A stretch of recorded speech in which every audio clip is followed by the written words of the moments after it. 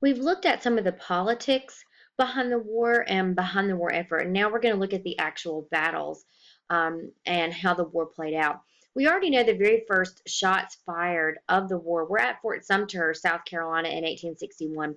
That's what you see here in this painting. But the first real battle of the war was Bull Run. This is the first actual battle. It was in July of 1861 and was claimed to be a Southern victory. However, after the South won, they did not pursue the retreating army. You will see both the North and the South early on in this war. Once they won, they just sat back.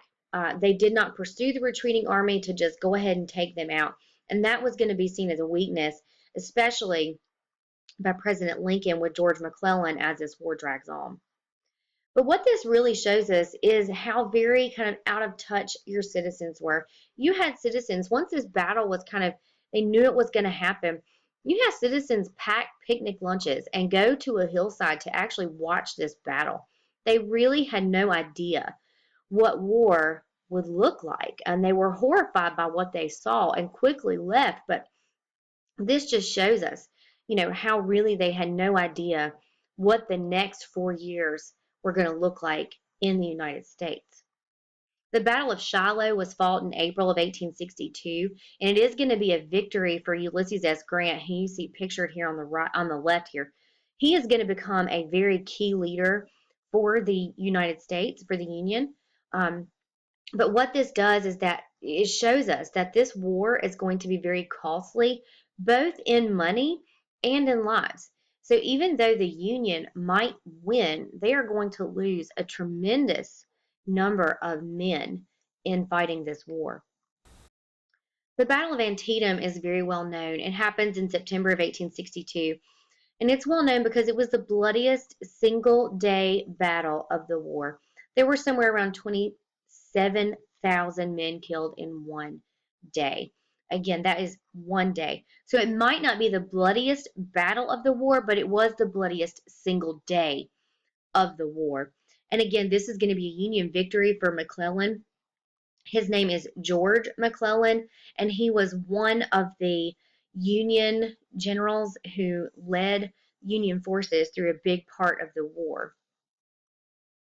Now, Vicksburg was another Ulysses S. Grant mission. He is going to surround the city of Vicksburg that was very strategically located on the Mississippi River.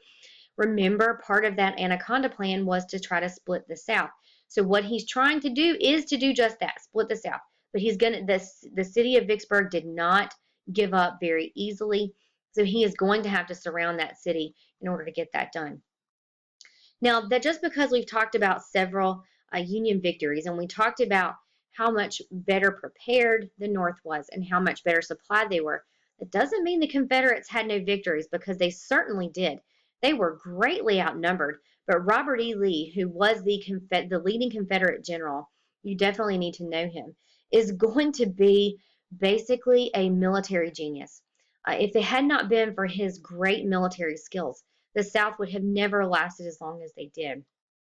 They had a victory in December of 1862 at Fredericksburg, followed in May of 1863 by a major victory at Chancellorsville. However, at Chancellorsville, Thomas, who was nicknamed Stonewall Jackson, is going to be accidentally shot and then later dies. He was accidentally shot by his own men. When he is killed, that was seen as just a major blow to the South. Robert E. Lee said that it was like losing his right hand. This was such a major blow. They called him Stonewall Jackson because in one of the very early battles of the Civil War, it was said that the rest of his men, chaos was happening all around. Many of the men were retreating, but there stood Jackson standing like a stone wall, encouraging his men, ordering them to not retreat. So when he is killed there, that was a major blow, because that's another one of those major Confederate leaders that the South really depended on to fight in this war.